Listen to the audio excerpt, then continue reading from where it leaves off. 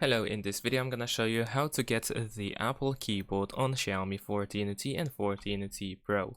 So the first thing that we need to do is open the Play Store, then we're gonna search. Let's tap at the top in order to start typing, and we want to search for the green Apple keyboard. There we go.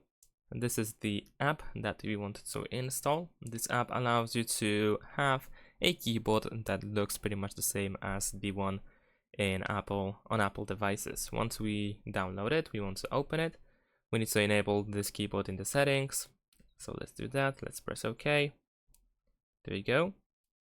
Then we need to switch input methods. So instead of Gboard, you want to use green Apple keyboard.